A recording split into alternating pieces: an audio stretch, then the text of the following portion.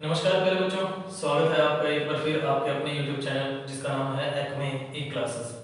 प्यारे बच्चों, आज का प्रोसेस जो रहेगा वो क्लास 11th अकाउंटेंसी। अभी तक हमने क्लास 11th अकाउंटेंसी में दो चैप्टर को डिस्कस किया।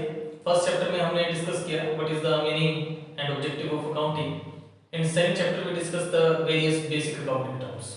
आज हम डिस्कस करने वाले हैं हमारा नेक्स्ट टॉपिक जिसका नाम है अकाउंटिंग प्रिंसिपल। अकाउंटिंग प्रिंसिपल करने से पहले हम एक बार लास्ट टॉपिक है उनको रिकैप करते हैं। In meaning and objective of accounting में हमने डिस्कस किया कि अकाउंटिंग के अंदर क्या किया जाता है, ट्रांजैक्शंस को रिकॉर्ड किया जाता है, उनको क्लासिफाई किया जाता है, फिर उन्हें समराइज किया जाता है। क्यों? ताकि हम रिजल्ट इंटरप्रेट कर सके, रिजल्ट निकाल सके, कम्युनिकेट कर सके उस रिजल्ट को। अब प्रॉब्लम ये आती है कि ट्रांजैक्शंस को रिकॉर्ड कैसे करें, ट्रांजैक्शंस को क्लासिफाई कैसे करें, ट्रांजैक्शंस को समराइज करना है तो किस बिहाफ पे करें, और ट्रांजैक्शन का रिजल्ट जो निकालना है उनके बिहाफ पे वो कैसे निकालें। इन सब बातों का ध्यान में रख के टाइम टू टाइम जो अकाउंटेंट से जो आईसीएआई है उसने टाइम टू टाइम एक्सपेरिमेंट्स के बेस पे, प्रैक्टिस के बेस पे काफी सारे प्रिंसिपल्स को डेवलप किया। जब एक वर्क को बार बार किया गया तो उसको क्या नाम दिया गया? अकाउंटिंग प्रिंसिपल्स का नाम दिया गया। अकाउंटिंग प्रिंसिपल हेल्प करते हैं।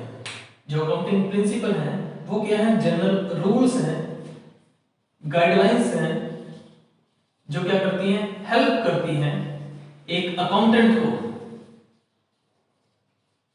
ट्रांजैक्शंस को रिकॉर्ड करने में, क्लासिफाई करने में, समराइज करने में और रिजल्ट निकालने में। यानी कि ये हेल्प कर रही है वेरियस पॉलिसी बनाने में, रूल्स रेगुलेशंस बनाने में,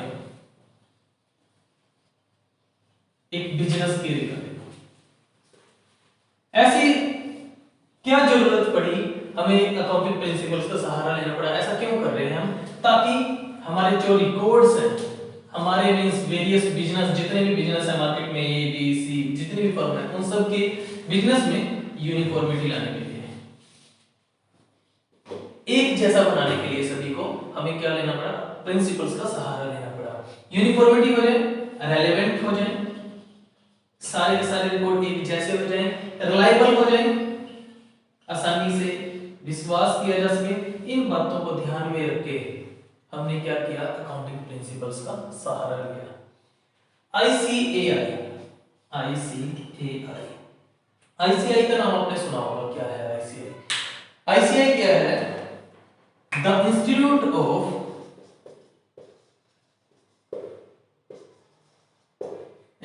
of chartered accountants of India. एक रेगुलेटरी बॉडी है जो क्या करती है?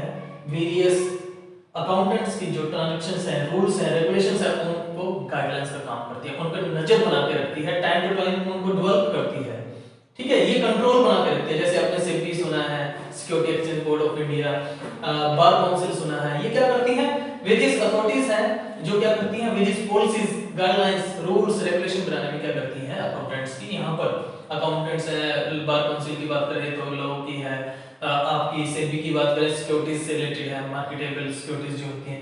तो यहाँ पर अकाउंट्स में आईसीएआई, जो आईसीएआई है वो क्या कर रही है? हेल्प कर रही है बिजनेस के जो प्रिंसिपल्स हैं, स्टैंडर्ड्स हैं, उनको बनाने में, उनको कंट्रोल करने में, टाइम टू टाइम न्यू उनमें चेंजेस करने के लिए हेल्प करती है एक अकाउंटेंट को।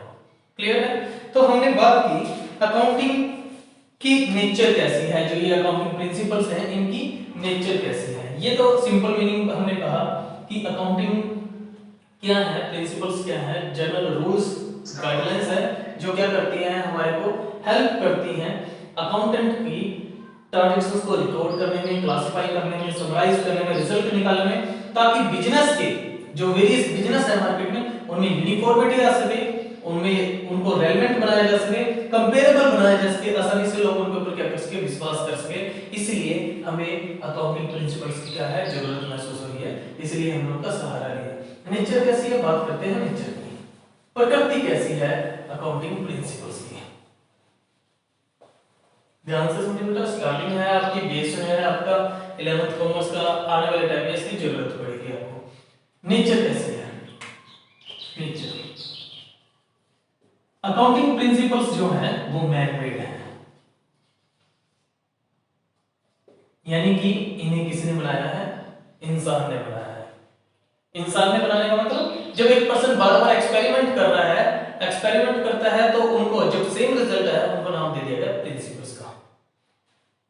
मैन अकाउंटेंट्स ने एक लंबे टाइम तक एक्सपेरिमेंट्स किए, हर बार सेम रिजल्ट आया तो वो किस चीज में कन्वर्ट हो गए? अकाउंटिंग प्रिंसिपल में, ताकि फ्यूचर में किसी दूसरे को वही काम बार बार ना करना पड़े।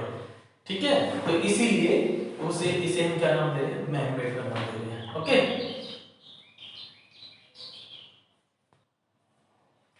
सेकंड पॉइंट आता है हमारा फ्लेक्सिबल।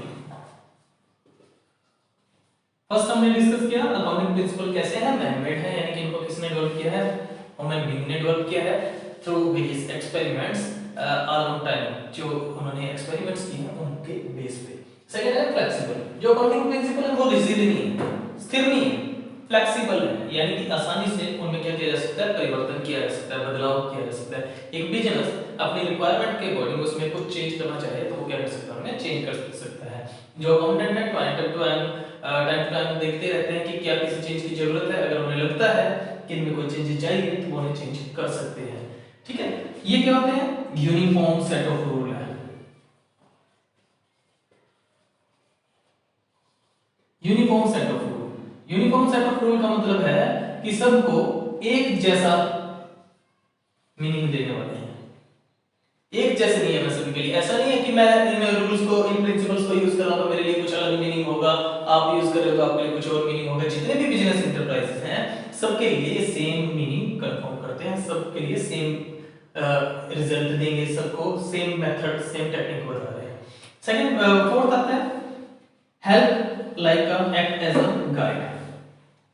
अकाउंटिंग प्रिंसिपल क्या करते हैं? हमारे गाइडेंस, हमारे को गाइडलाइंस देने का, हमारे को मार्गदर्शन करने का काम करते हैं। ये ऐसा क्यों करते हैं? ताकि हमारे अकाउंट्स जो है रेलेवेंट हो जाएं, अनुरूप हो जाएं, फिजिबिलिटी ना हो। फिजिबिलिटी का मतलब ज्यादा कॉस्ट इंक्रीज ना हो इनको यूज करने से, फिजिबिलिटी। ठीक है, कंपेरेबल हो जाए, कंपेरेबल हो जाए। इन सब बातों में ध्यान, इन सब बातों को ध्यान में रख के क्या किया जाता है? अकाउंटिंग प्रिंसिपल्स हमारे क्या करती हैं? गाइडलाइंस का काम करते हैं, हमारे को मार्गदर्शन का काम करते हैं। ठीक है, ये नेचर है इसकी अकाउंटिंग प्रिंसिपल्स की। नीड हमने बताई कि अकाउंटिंग प्रिंसिपल्स की नीड क्यों है? यूनिफॉर्मिटी लाने के लिए, सारे बिजनेस के जितने भी रिपोर्ट्स हैं उनको यूनिफॉर्म बनाने के लिए, कंपेरेबल बनाने के लिए, क्योंकि जब चीजें एक जैसी होंगी तभी आप कंपैरिजन कर सकते हो, अदरवाइज आप कंपैरिजन नहीं कर सकते। ठीक है, रेलेवेंट होने का मतलब जिनपे आसानी से विश्वास किया जा सके, रिलायबल हो सके। ठीक है, रेलेवेंट कब होती है? जब आपके पास रिलायबल कब होती है चीजें? रेलेवेंट और रिलायबल में डिफरेंस है। रेलेवेंट का मतलब होता है सबको एक जैसा रूप देने के लिए, और रिलायबल का मतलब होता है कि उनके ऊपर विश्वास किया जा सके। विश्वास कब किया जाएगा? जब उनके प्रूफ होंगे, एविडेंस होंगे। और रेलेवेंट जब सारे सभी के लिए एक जैसे होंगे। ठीक है, तो ये नेचर थी। उसके बाद नीड हमने डिस्कस कर ली है। अब हम बात करते हैं काइंड्स। इन प्रिंसिपल्स को गैप के नाम से भी जाना जाता है। Gap,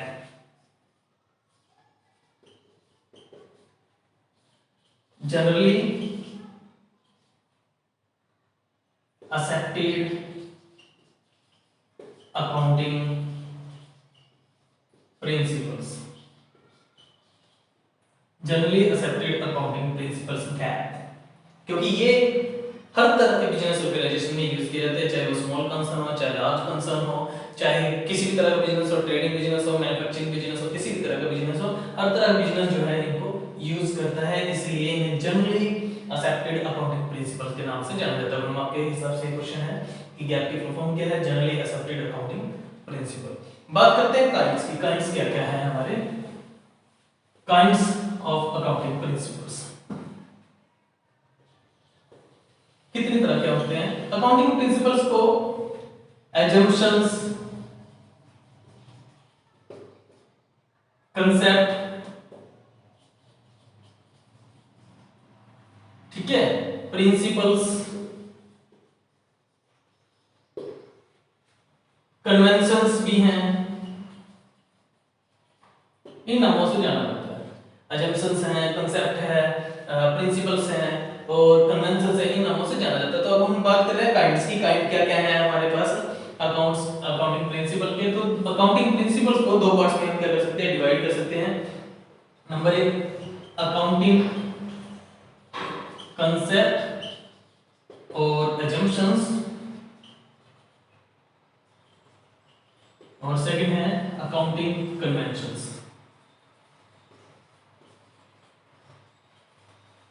accounting conventions, accounting concepts और assumption, लेखांकन अवधारणाएं, और सेकंड है अकाउंटिंग कन्वेंशंस। कन्वेंशन मींस परिपटियां। अकाउंटिंग कन्वेंशंस, कंसेप्ट्स और कन्वेंशंस। कंसेप्ट यहाँ पर दो टर्म है हमारी, एक कंसेप्ट और दूसरी है assumption, और फिर हमारी कन्वेंशन।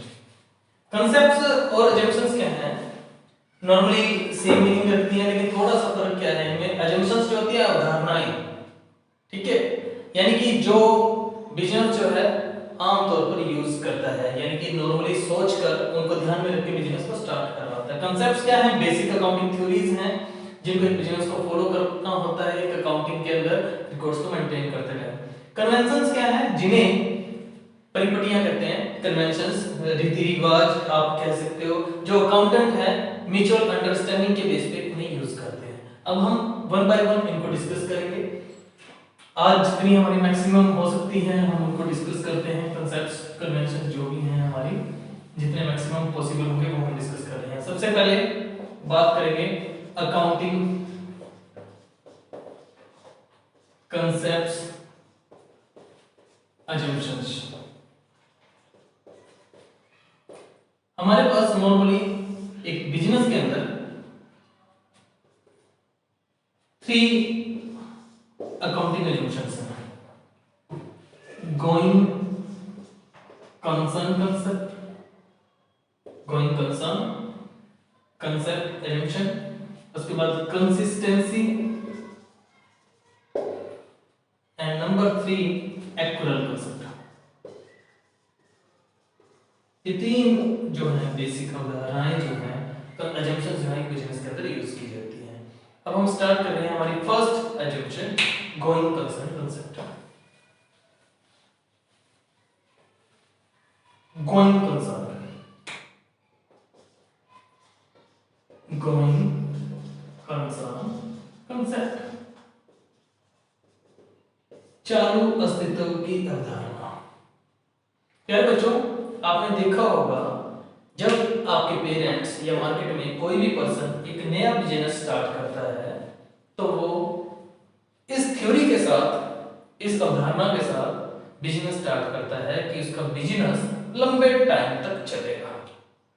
क्या आपने कोई ऐसा पर्सन देखा है कि जो ये कहता हो कि मेरा बिजनेस अगले साल बंद हो जाएगा या 2 साल के बाद मेरा बिजनेस चलेगा ही नहीं? ऐसा कोई सुना है? कभी नहीं सुना होगा आपने। कोई भी पर्सन है, कोई भी बिजनेसमैन जो है, जब भी बिजनेस स्टार्ट करता है उसके माइंड में एक ही कांसेप्ट होता है कि उसका बिजनेस लंबे टाइम तक चलेगा। ये अवधारणा है, ये थ्योरी है उसकी, जो बिजनेस को स्टार्ट करते है वो ध्यान में रख के चलता है। इसी वजह से, इस थ्योरी की वजह से वो जितनी भी असेट्स खरीदता है, सपोज उसने फर्नीचर खरीदा, उसने मशीन खरीदी, उसने बिल्डिंग खरीदी, इन सारी चीजों को उसने इसी बात को ध्यान में रख के खरीदा है कि इन चीजों को लंबे टाइम तक यूज करेगा फ्यूचर में, क्योंकि उसका बिजनेस चलना है। इसलिए उनको वो उनकी ओरिजिनल कॉस्ट पे शो करता है। उसको ये पता है कि ये जो असेट्स हैं 10 ईयर 15 ईयर तक चलेंगी, इसलिए वो उनको मार्केट प्राइस पे ना दिखा के उनकी ओरिजिनल कॉस्ट पे शो करता है। अभी हम डिस्कस करेंगे ओरिजिनल कॉस्ट और मार्केट प्राइस में क्या डिफरेंस है। फिलहाल बात कर रहे हैं गोइंग कंसर्न कंसेप्ट की। तो हर बिजनेसमैन जब भी कोई बिजनेस स्टार्ट करता है तो वो इस अजम्पशन के साथ बिजनेस स्टार्ट करता है कि बिजनेस जो है फ्यूचर में लंबे टाइम तक चलता रहेगा। इसीलिए वो जितनी भी एसेट्स परचेज करता है, जितने भी पैसा इन्वेस्ट करता है, वो उसको, उस एसेट्स को उसकी मार्केट वैल्यू पे ना दिखा के उसको उसकी ओरिजिनल कॉस्ट पे शो करता है, जितने में उसको वो एक्वायर हुई है। क्लियर है first principle, going concern concept, assumption है हमारी। ठीक है, बात करते हैं हमारे नेक्स्ट प्रिंसिपल की, नेक्स्ट कंसेप्ट की, कंसिस्टेंसी प्रिंसिपल। ये क्लियर है? उनको असेट्स की ओरिजिनल वैल्यू पे शो करेगा, ना कि मार्केट प्राइस पे। अभी हमारा नेक्स्ट प्रिंसिपल आएगा, वहां पे हम डिटेल में डिस्कस करेंगे इसको। ओके, सेकंड जो हमारी एजम्पशन आती है वो आती है consistency concept. Consistency concept,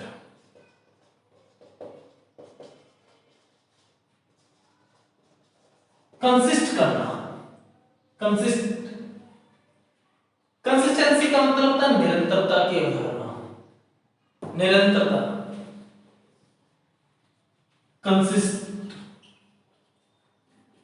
consistency concept ये कहता है कि एक बिजनेस में जो अकाउंटिंग प्रिंसिपल है, अकाउंटिंग टेक्निक है, वो ईयर टू ईयर चेंज नहीं होने चाहिए। ये प्रिंसिपल ये कह रहा है जो हम मेथड यूज कर रहे हैं, जो हम पॉलिसी बना रहे हैं, वो ईयर टू ईयर चेंज नहीं होने चाहिए। यानी कि ऐसा नहीं है कि आज आपने कुछ और रूल बना दिया, कल कुछ और रूल बना दिया, परसों फिर रूल बदल दिया, अगले दिन फिर रूल बदल दिया। तो ऐसा करने से बिजनेस के ऊपर जो लोगों का विश्वास था, फेथ था, वो रिमूव हो जाएगा, बदल जाएगा, विश्वास खत्म हो जाएगा। इसीलिए कंसिस्टेंसी प्रिंसिपल ये कहता है कि हमारे मेथड्स जो हैं, टेक्निक्स जो हैं, ईयर टू ईयर चेंज नहीं होने चाहिए, वो सेम रहने चाहिए। इसका मतलब ये नहीं कि आप बदलाव नहीं कर सकते, आप चेंज कर सकते हैं एक टाइम के बाद, लेकिन उसके लिए पहले आपको जो इंटरेस्टिंग पार्टीज है उनको उसके बारे में इन्फॉर्म करना होगा। ठीक है, अब ये प्रिंसिपल्स क्या है? सपोज हम असेट्स के ऊपर डेप्रिसिएशन लगाते हैं। डेप्रिसिएशन होता है किसी चीज को यूज करने से उसकी वैल्यू में जो कमी आई है उसको हम नाम दे रहे हैं डेप्रिसिएशन। तो कंप्लीट चैप्टर आएगा आपकी बुक में आगे जाके, तो डेप्रिसिएशन काफी इंपॉर्टेंट रोल प्ले करेगा। तो डेप्रिसिएशन क्या है? डेप्रिसिएशन लगाने के हमारे पास काफी सारे मेथड है। नॉर्मली हम जो मेथड की बात करेंगे आपके सिलेबस में जो है वो मेथड है स्ट्रेट लाइन मेथड, और दूसरा है डिमिनिशिंग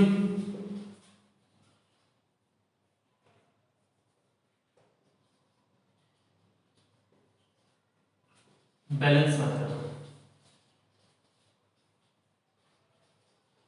आपके सिलेबस में ये दो मेथड है। स्ट्रेट लाइन मेथड में क्या होता है? हर साल हमेशा ही ओरिजिनल वैल्यू के ऊपर डेप्रिसिएशन लगता है। ओरिजिनल वैल्यू का मतलब सपोज 1 लाख रुपए की कोई प्रॉपर्टी खरीदी है, 10% आप डेप्रिसिएशन लगा रहे हो, तो हर साल 1 लाख के ऊपर डेप्रिसिएशन लगेगा, 10,000 10,000 10,000 and so on. Straight line method. Diminishing balance method में क्या होता है? 1 लाख की प्रॉपर्टी है, पहले साल 10% डेप्रिसिएशन लगा 10,000, अगले साल वैल्यू कितनी रहेगी? 90,000, तो अगले साल डेप्रिसिएशन लगेगा 90,000 पे, अगले साल वैल्यू कितनी रहेगी? 80,000, 10% डेप्रिसिएशन लगेगा 8100। इस तरह से रिड्यूस होता है डिमिनिशिंग बैलेंस मेथड, यानी कि जो बैलेंस डेप्रिसिएशन रिड्यूस करने के बाद है उसके ऊपर डेप्रिसिएशन लग रहा है। ठीक है, अब हम क्या करते हैं? पहले साल स्ट्रेट लाइन मेथड लगा दिया, दूसरे साल डिमिनिशिंग बैलेंस मेथड लगा दिया, तीसरे साल फिर स्ट्रेट लाइन मेथड लगा दिया, फिर फोर्थ ईयर में डिमिनिशिंग बैलेंस मेथड लगा दिया, तो लोगों का विश्वास खत्म हो जाएगा, प्रॉफिट जो होते हैं वो क्या हो जाएंगे? चेंज होना शुरू हो जाएंगे। ठीक है, एग्जैक्ट हम डिसीजन नहीं ले सकते, प्लानिंग नहीं बना सकते, क्योंकि हमारी पॉलिसी चेंज हो रही है, तो ऐसा नहीं करना हमें।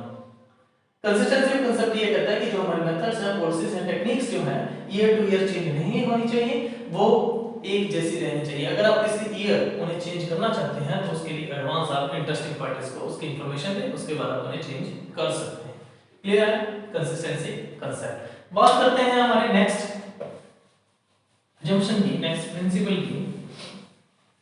क्या है वो? एक्युरल कांसेप्ट। थर्ड आया हमारा एक्युरल कांसेप्ट, उपार्जन की अवधारणा। उपार्जन की अवधारणा, एक्युरल कांसेप्ट। एक बिजनेस में दो तरह के कांसेप्ट, दो तरह के बेसिस को यूज किया जाता है। एक होता है कैश बेसिस, चैप्टर आएगा ये आगे आपके पास। एक होता है एक्युरल बेसिस। कैश बेसिस के अंदर ट्रांजैक्शंस को सिर्फ और सिर्फ उस कंडीशन में रिकॉर्ड किया जाएगा जब आपके पास या तो कैश आएगा या फिर आपके पास से कैश जाएगा। एक्चुअल में कैश में डीलिंग हो रही है तो तभी ट्रांजैक्शन को क्या किया जाएगा? बिजनेस में रिकॉर्ड किया जाएगा। एक्युरल बेसिस में क्या होता है?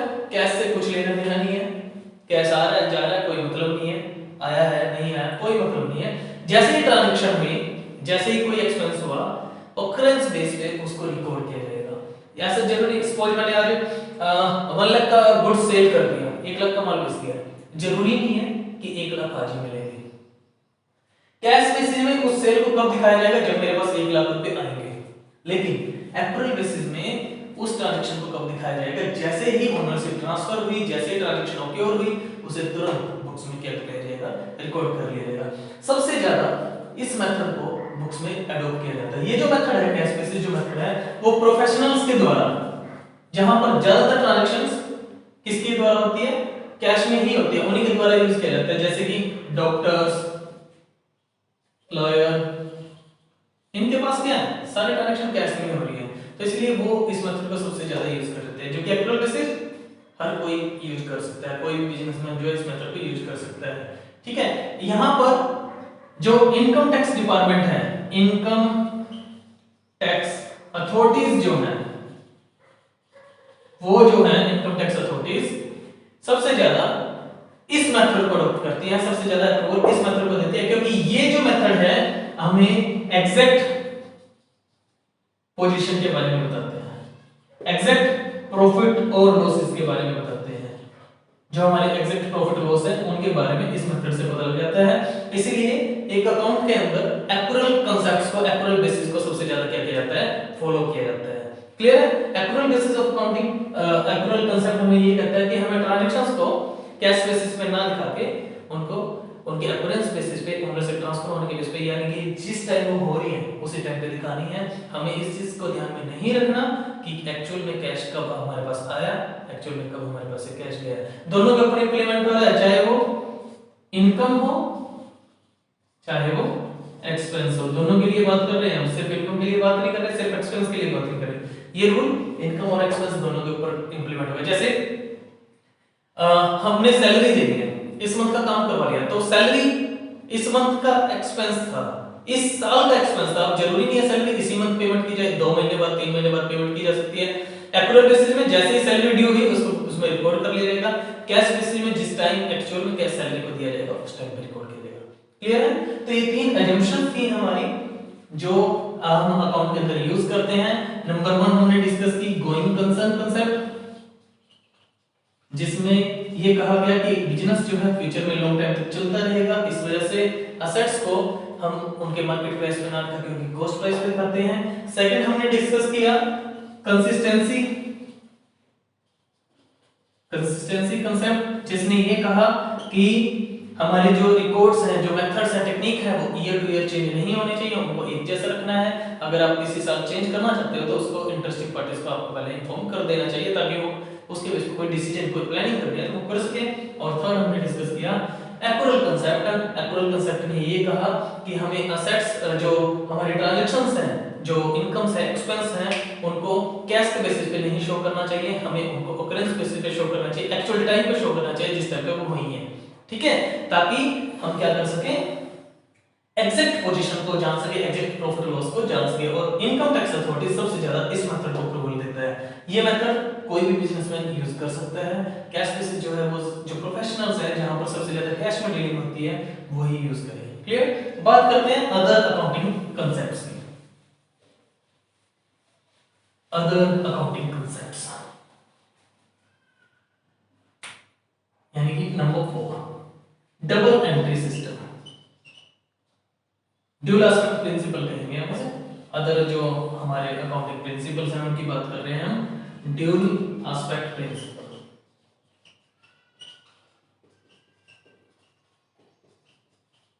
ड्यूल एस्पेक्ट, ड्यूल का मतलब होता है डबल। हमने ड्यूल एस्पेक्ट प्रिंसिपल से ये पता लगा कि कोई भी ट्रांजैक्शन करो उसका क्या रहेगा, ड्यूल इफेक्ट रहेगा। एक बिजनेस में आप जितनी भी ट्रांजैक्शन करते हैं उनका क्या रहता है, डबल इफेक्ट रहता है। डबल इफेक्ट का मतलब एक ट्रांजैक्शन को 2 प्लेसेस पे रिकॉर्ड किया जाएगा, एक प्लेस डेबिट होगा तो दूसरा प्लेस क्रेडिट होगा। एक चीज इंक्रीज हो रही होगी तो दूसरी चीज क्या हो रही होगी, डिक्रीज हो रही होगी। ड्यूल एस्पेक्ट प्रिंसिपल ये कहता है, यानी कि बिजनेस से जुड़ी कोई भी ट्रांजैक्शन कम से कम एटलीस्ट 2 अकाउंट पे इफेक्ट डालता है। ये कांसेप्ट ये कहता है। इसी वजह से जो हमारी अकाउंटिंग इक्वेशन है, अकाउंटिंग इक्वेशन कौन सी है हमारी, asset equal to capital plus liability हमेशा ही इक्वल चलती है। इस प्रिंसिपल की वजह से, ड्यूल एस्पेक्ट प्रिंसिपल की वजह से हमारी असेट्स जो होती हैं वो हमेशा ही कैपिटल प्लस लायबिलिटी के इक्वल होती है। बिजनेस में दो तरह का पैसा लगता है, एक मालिक का पैसा जिसे हम कैपिटल कहते हैं और एक बाहर वालों का पैसा जिसे हम लायबिलिटी कहते हैं। और लगाएंगे किस फॉर्म में? असेट्स के फॉर्म में। क्यों लगाएंगे? असेट्स में तो लगाएंगे, और असेट्स में जितनी भी हैं दो ही तरह का पैसा है, कुछ तो वो जो मालिक ने लगाया हो, कुछ वो जो बाहर वालों ने। ये तीनों टर्म हमने पिछले चैप्टर बेसिक अकाउंटिंग टर्म में डिटेल में पढ़ी थी, ठीक है। तो ड्यूल एस्पेक्ट प्रिंसिपल ये कह रहा है कि बिजनेस से जुड़ी कोई भी ट्रांजैक्शन है तो उसका कम से कम दो अकाउंट पे इफेक्ट पड़ेगा। एक अकाउंट डेबिट होगा तो दूसरा अकाउंट क्रेडिट होगा, एक अकाउंट कम हो रहा होगा दूसरा अकाउंट ज्यादा होगा। एग्जांपल के थ्रू करते हैं। Furniture purchase, furniture purchased for ₹50,000, 50,000 रुपए का हमने फर्नीचर खरीदा है। तो दो अकाउंट कौन से हैं? एक फर्नीचर है और एक कैश है। यहाँ पर दो अकाउंट कौन कौन से हैं? एक हमारे पास फर्नीचर है, फर्नीचर खरीदेंगे तो फर्नीचर क्या होगा? इंक्रीज होगा। और दूसरा क्या है? कैश, जब कैश देंगे तो कैश क्या होगा? डिक्रीज होगा। दो अकाउंट इफेक्ट हो रहे। फर्नीचर परचेज फॉर ₹50,000, 50,000 क्या कैश है हमारा, तो एक अकाउंट इंक्रीज हो रहा है और दूसरा अकाउंट डिक्रीज हो रहा है। एक अकाउंट डेबिट होगा, क्रेडिट अकाउंट क्रेडिट होगा। कौन सा डेबिट होगा कौन सा क्रेडिट आगे चैप्टर आएंगे हमारा, जर्नल का चैप्टर आएगा, वहां पे डबल एंट्री सिस्टम का चैप्टर आएगा, वहां पे हम इन रूल को डिटेल में पढ़ेंगे। फिलहाल हमारा प्रिंसिपल ये कहता है, ड्यूल एस्पेक्ट प्रिंसिपल ये कह रहा है कि अकाउंट में जितनी भी ट्रांजैक्शन होगी उनका एटलीस्ट डबल इफेक्ट होगा। एक अकाउंट डेबिट होगा तो दूसरा अकाउंट क्या होगा? क्रेडिट होगा। बात करते हैं नेक्स्ट अकाउंटिंग प्रिंसिपल की। Fifth accounting principle, business entity principle, most important. Business entity principle, business entity principle, पृथक वैधानिक अस्तित्व की का सिद्धांत की अवधारणा। बिजनेस एंटिटी प्रिंसिपल क्या कहता है? बिजनेस एंटिटी प्रिंसिपल ये कहता है कि जो बिजनेस है, ये जो बिजनेस है उसको उसके ओनर से अलग समझा जाता है। बिजनेस और उसका ओनर, ये जो बिजनेस है हमारा, उसका जो ओनर है वो क्या है? दोनों ही अलग अलग है। और हम जो रिकॉर्ड बना रहे हैं वो किसके बना रहे हैं? बिजनेस के बना रहे हैं। जो ट्रांजैक्शन को रिकॉर्ड किया जा रहा है वो किसकी ट्रांजैक्शन को रिकॉर्ड किया जा रहा है? बिजनेस की ट्रांजैक्शन को रिकॉर्ड किया जा रहा है। इस प्रिंसिपल की वजह से एक ओनर जो कैपिटल बिजनेस के अंदर इन्वेस्ट करता है उसे बिजनेस की क्या माना जाता है? लायबिलिटी माना जाता है। इसी प्रिंसिपल की वजह से बिजनेस एंटिटी प्रिंसिपल ये कहता है एक बिजनेस और उसका ओनर दोनों ही अलग अलग हैं। बिजनेस अपने नाम से ट्रांजैक्शन कर सकता है, अपने नाम से लेन देन कर सकता है, जो ओनर है वो अपने नाम से लेन देन कर सकता है, ट्रांजैक्शन कर सकता है।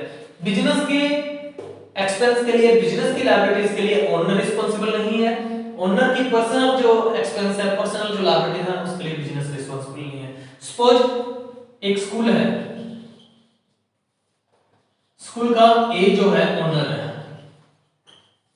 ए कौन है? ओनर है। अब ए के पास अपनी कार है, बिल्डिंग है, मशीन, कुछ और प्रॉपर्टी भी है। स्कूल के पास भी अपनी बिल्डिंग है, बसेज हैं, ठीक है। ये जो ए है स्कूल का प्रिंसिपल भी है, ठीक है। स्कूल एक आर्टिफिशियल पर्सन हो गया हमारा, ठीक है। अब आपको कोई डॉक्यूमेंट क्या है? सिग्नेचर करवाना है, साइन करवाना है, तो साइन स्कूल कर रहा है ना कि ए कर रहा है। स्कूल के बिहाफ में प्रिंसिपल कर रहा है, जो प्रिंसिपल है वो कर रहा है स्कूल का, ठीक है। ए अपने इस स्कूल की इस रिकॉर्ड के लिए ए पर्सनली रिस्पांसिबल नहीं है। आपको कल को कोई प्रॉपर्टी खरीदनी है और ए ने उसके ऊपर साइन कर दिया तो वो उसकी पर्सनल प्रॉपर्टी है, लेकिन जैसे ही उसने स्कूल के स्टैंप को यूज किया वो क्या बन गई? किसकी प्रॉपर्टी बन गई? स्कूल की प्रॉपर्टी बन गई। स्कूल का अथॉरिटी लेटर बन गया। स्कूल का लेटर, स्कूल का रिस्पांसिबल पर्सन जो है वो कौन है, प्रिंसिपल की फॉर्म में ए काम कर रहा है। ए की लाइफ अलग है, ए के लायबिलिटीज के लिए स्कूल रिस्पांसिबल है और स्कूल की लायबिलिटीज के लिए ए रिस्पांसिबल है। प्रिंसिपल चेंज हो सकता है, दूसरा प्रिंसिपल हो सकता है, मालिक अलग होता है, ठीक है। तो स्कूल चलता रहेगा हमेशा फ्यूचर में, मालिक चेंज होते रहेंगे, प्रिंसिपल चेंज होते रहेंगे, लेकिन स्कूल के इन डॉक्यूमेंट्स के लिए, इन रिस्पांसिबिलिटी के लिए जो प्रिंसिपल है ए, ओनर जो है वो रिस्पांसिबल नहीं है, मालिक को बिजनेस से अलग समझा जाता है। इसी तरह से मालिक ने कोई पैसा पर्सनल यूज के लिए निकालना है, पर्सनल यूज के लिए, उसे बिजनेस का ड्राइंग्स माना जाता है, बिजनेस के ड्राइंग्स पैसा निकाला जाता है। कैपिटल के ऊपर बिजनेस क्या दे रहा है, इंटरेस्ट ले रहा है, ड्राइंग्स के ऊपर बिजनेस क्या ले रहा है, इंटरेस्ट ले रहा है। ये सारी बातें आएंगी हमारी। बिजनेस एंटिटी प्रिंसिपल ये कहता है कि एक बिजनेस और उसका ओनर दोनों अलग-अलग हैं। बिजनेस की ट्रांजैक्शन के लिए ओनर रिस्पांसिबल नहीं है, ओनर की पर्सनल ट्रांजैक्शन के लिए बिजनेस रिस्पांसिबल नहीं है। इसी वजह से एक बिजनेसमैन जो ओनर है, बिजनेसमैन, वो बिजनेस में जो भी कैपिटल इन्वेस्ट करता है उसे बिजनेस की लायबिलिटी माना जाता है और दूसरी लायबिलिटीज की तरह उसके ऊपर इंटरेस्ट भी देता है। क्लियर है? Business entity principle. उसके बाद बात आती है नेक्स्ट प्रिंसिपल की। दो प्रिंसिपल और डिस्कस करेंगे हम, उसके बाद बाकी प्रिंसिपल्स नेक्स्ट लेक्चर में डिस्कस करेंगे। नेक्स्ट प्रिंसिपल आता है हमारा सिक्स्थ प्रिंसिपल, मैचिंग कंसेप्ट। मिलान की अवधारणा या मैचिंग प्रिंसिपल। मैचिंग प्रिंसिपल ये कहता है कि हम जिस ईयर की इनकम कैलकुलेट कर रहे हैं तो उन इनकम को जनरेट करने के लिए जो भी एक्सपेंस हुए हैं वो भी हमें कंसीडर करने चाहिए। ऐसा नहीं है कि हमने इनकम तो 2019-20 की कंसीडर की और एक्सपेंस हमने ले लिए 2015-16 के। तो अगर हम ऐसा करेंगे तो हमें एग्जैक्ट पोजीशन जो है, exact financial position, exact profitability उसका पता नहीं लग पाएगा। मिलान की अवधारणा, मैचिंग प्रिंसिपल ये कहता है जिस साल के आप इनकम ले रहे हो आपको उसी इनकम को जनरेट करने के लिए जो जो आपने एक्सपेंस पे किए हैं, एक्सपेंस हुए हैं, उनको भी कंसीडर करना है, चाहे वो इनकम या एक्सपेंस कैश में हो चाहे वो नॉन कैश में हो, दोनों को ही कंसीडर किया जाएगा। इनकम हमें हो सकता है ड्यू हो चुकी है, अभी तक मिली ना हो, एक्यूड इनकम कह सकते हैं, एडवांस मिल गई हो। एक्सपेंस हो सकता है हमने एडवांस दे दिया हो, अभी देना बाकी हो, आउटस्टैंडिंग हो, पेड इन एडवांस हो। तो हमने क्या करना है, जिस साल की इनकम हम कैलकुलेट कर रहे हैं हमने सिर्फ उसी साल के एक्सपेंसेस को कंसीडर करना है। अगर 2019-20 के आप प्रॉफिट कैलकुलेट करना चाहते हो तो आपको 2019-20 के ही एक्सपेंसेस को लेना पड़ेगा। ऐसा नहीं है कि 2019-20 के लिए 15-16 के 2021 के आप एक्सपेंसेस को कंसीडर करो, ठीक है? क्योंकि अगर ऐसा करोगे तो आपको इस साल की एक्चुअल पोजीशन का बिल्कुल भी पता नहीं लग पाएगा। क्लियर है? बात करते हैं नेक्स्ट अकाउंटिंग प्रिंसिपल की। लास्ट प्रिंसिपल आज का मनी मेजरमेंट प्रिंसिपल। सेवंथ आया हमारा मनी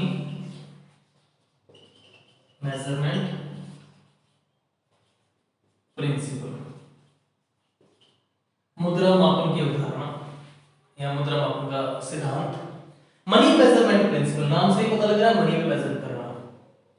अकाउंटिंग प्रिंसिपल में मनी मेजरमेंट प्रिंसिपल हमें यह कहता है कि अकाउंट में सिर्फ और सिर्फ उन्हीं ट्रांजैक्शंस को रिकॉर्ड किया जाएगा जिनको हम मनी के फॉर्म में क्या कर सकते हैं, कन्वर्ट कर सकते हैं।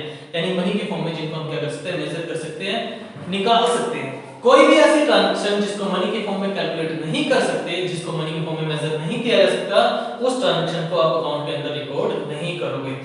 जैसे हमने फर्नीचर खरीदा है, फर्नीचर, तो फर्नीचर को हम क्या कर सकते हैं, मनी के फॉर्म में मेजर कर सकते हैं। सपोज फर्नीचर की वैल्यू है 50,000, तो 50,000 क्या है, मनी के फॉर्म में है, तो उसको अकाउंट में रिकॉर्ड किया जाएगा। इस मेथड की, इस प्रिंसिपल की सबसे बड़ी कमी क्या है, यहां पर नॉन मॉनेटरी आइटम है जिनको हम मनी के फॉर्म में कन्वर्ट नहीं कर सकते, मनी के फॉर्म में मेजर नहीं कर सकते, उसको अकाउंट में रिकॉर्ड नहीं किया जाएगा। जैसे क्वालिटी, ठीक है, experience, okay, relations of employees, strikes, इन चीजों को हम मनी के फॉर्म में कन्वर्ट नहीं कर सकते। एक्सपीरियंस कितना है, कितना इफेक्टिवली काम कर रहे हैं, क्वालिटी क्या है, इन चीजों को हम बिजनेस के अंदर रिकॉर्ड नहीं करेंगे, क्योंकि हम इनको मनी के फॉर्म में कन्वर्ट नहीं कर सकते। मनी एक ऐसी यूनिट है जो क्या करती है, सबको एक कॉमन यूनिट में कन्वर्ट कर देती है। जैसे फर्नीचर है, फर्नीचर को 50,000, मशीन, अगर हम नॉर्मल कहें हम फर्नीचर को मशीन में जोड़ो तो जोड़ना पॉसिबल नहीं है। हम कहें कि फर्नीचर मशीन में बिल्डिंग को जोड़ो तो जोड़ना पॉसिबल नहीं है, लेकिन हमने क्या किया, फर्नीचर 50,000, मशीन 75,000, बिल्डिंग 5 है, तो इनको जोड़ना क्या हो गया, आसान हो गया। तो मनी मेजरमेंट प्रिंसिपल ये कहता है कि अकाउंट में हर एक ट्रांजैक्शन को तब तक नहीं जोड़ा जाएगा जब तक आप उन्हें मनी फॉर्म में कन्वर्ट नहीं कर सकते। क्लियर है? हर वो ट्रांजैक्शन जिसे मनी फॉर्म में कन्वर्ट नहीं किया जा सकता, मेजर नहीं किया जा सकता, उसे अकाउंट में रिकॉर्ड नहीं किया जाएगा। तो ये अकाउंटिंग प्रिंसिपल थे हमारे, जो आज हमने 7 डिस्कस किए। एक बार मैं आपको सारा पे दोबारा बता देता हूँ, बाकी जो प्रिंसिपल है हम नेक्स्ट क्लास में डिस्कस करेंगे। फर्स्ट जो हमारा प्रिंसिपल आया वो हमने किया गोइंग कंसर्न कंसेप्ट, फिर हमने डिस्कस किया कंसिस्टेंसी कंसेप्ट, थर्ड हमने डिस्कस किया एक्युरल कंसेप्ट, फोर्थ हमने डिस्कस किया ड्यूअल एस्पेक्ट प्रिंसिपल, फिर हमने डिस्कस किया fifth business entity concept, next हमने डिस्कस किया matching concept, matching principal, next last हमने आज का डिस्कस किया मनी मेजरमेंट प्रिंसिपल। ये 7 जो हमने आज डिस्कस किए। गोइंग कंसर्न कंसेप्ट ये कह रहा था बिजनेस जो है फ्यूचर में लंबे टाइम तक चलता रहेगा, इसीलिए हम असेट्स को उनकी बुक वैल्यू पे जो ओरिजिनल कॉस्ट है उस पे दिखाएंगे, मार्केट वैल्यू पे नहीं दिखाएंगे। कंसिस्टेंसी कंसेप्ट ने ये कहा कि हमें जो हमारी पॉलिसीज है हमको ईयर टू ईयर चेंज नहीं करना, वो एक जैसी बनी रहेंगी। अगर आप चेंज करना चाहते हो तो उसके लिए एडवांस में प्रोविजन करके रखोगे। एक्युरल कंसेप्ट ये कहता था कि हमें ट्रांजैक्शन को कैश बेसिस पे ना करके उनके एक्युरल बेसिस पे, उनके ऑकरेंस बेसिस पे दिखाना है। ड्यूअल एस्पेक्ट प्रिंसिपल ने ये कहा कि हमारी कोई भी ट्रांजैक्शन है बिजनेस से रिलेटेड, उसका मिनिमम एटलीस्ट जो अकाउंट्स में इफेक्ट पड़ेगा, एक अकाउंट डेबिट होगा, एक अकाउंट क्रेडिट होगा, एक अकाउंट इंक्रीज हो रहा होगा तो दूसरा अकाउंट डिक्रीज हो रहा होगा। बिजनेस एंटिटी कंसेप्ट ने हमें ये कहा कि बिजनेस और जो उसका ओनर है दोनों अलग अलग हैं। हम रिकॉर्ड जो बनाते हैं वो बिजनेस के बनाते हैं। बिजनेस अपने नाम से कोई भी ट्रांजैक्शन कर सकता है, ओनर अपने नाम से कोई भी ट्रांजैक्शन कर सकता है। मैचिंग कंसेप्ट हमें ये कहा कि हम जिस साल की इनकम कैलकुलेट करना चाह रहे हैं तो उस साल के हमें एक्सपेंसेस को भी कंसीडर करना है, ध्यान में रखना है। हम एक टाइम पे एक ही ईयर के जो प्रिंसिपल जो हमारे एक्सपेंस या इनकम है उनको कंसीडर करेंगे, क्योंकि अगर हम ऐसा नहीं करेंगे तो हमारे को जो एक्चुअल पोजीशन है वो पता नहीं लग पाएगी। मनी मेजरमेंट प्रिंसिपल ने ये कहा कि बिजनेस में केवल उन्हीं ट्रांजैक्शंस को रिकॉर्ड किया जाएगा जो मॉनेटरी नेचर के, कोई भी ऐसी ट्रांजैक्शन जो मॉनेटरी नेचर की नहीं है, जिसे मनी के फॉर्म में कन्वर्ट नहीं कर सकते, उनको हम रिकॉर्ड नहीं करेंगे। तो आज का बेटा हम लेक्चर अपना जो प्रिंसिपल्स का था अकाउंटिंग प्रिंसिपल्स यहीं पे खत्म करते हैं। इसके अंदर हमने इनको नॉर्मली गैप के नाम से जाना, एक नंबर के हिसाब से।